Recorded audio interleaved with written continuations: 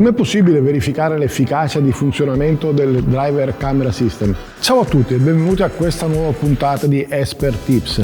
Oggi vi parlerò del Driver Camera System, il sistema che controlla il livello di attenzione e stanchezza del conducente durante la guida. Si tratta di uno dei sistemi di assistenza alla guida che, come previsto dalla normativa europea, deve essere presente di serie su tutti i veicoli omologati a partire da luglio 2022. Grazie al nuovo software IDC6, oggi vediamo come funziona e come verificarne l'efficacia su una BMW Serie 8.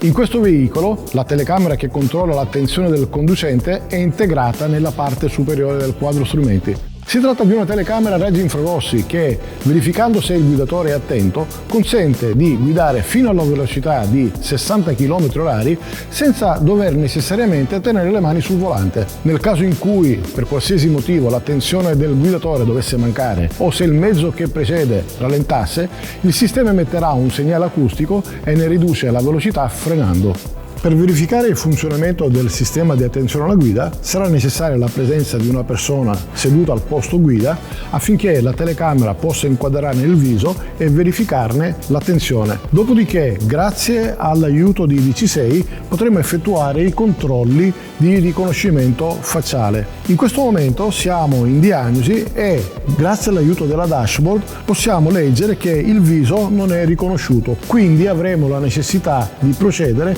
con il nuovo riconoscimento facciale. Questa operazione va eseguita seguendo scrupolosamente quelle che sono le informazioni che ci dà il software IDC6. Ci spostiamo nella pagina delle attivazioni e premiamo la funzione verifica funzionale telecamera.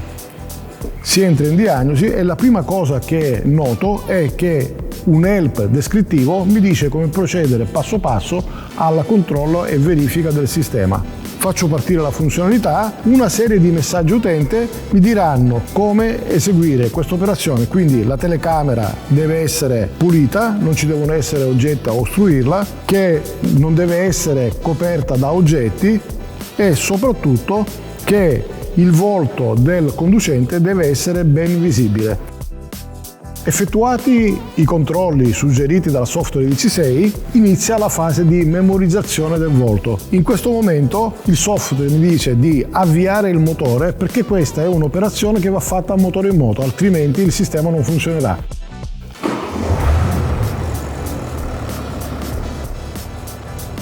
Premiamo conferma e attendiamo l'inizio della procedura. Sarà visibile una dashboard che mi permetterà di vedere se il volto è riconosciuto oppure no.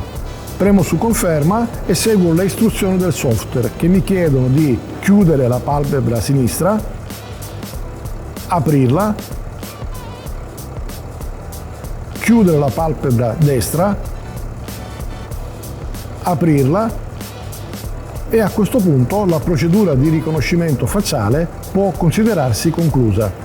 Grazie alla diagnosi sui sistemi di aiuto alla guida e il nuovo software IDC6 di Texa, trovare e risolvere i problemi sarà più facile e veloce. Alla prossima con Expert Tips!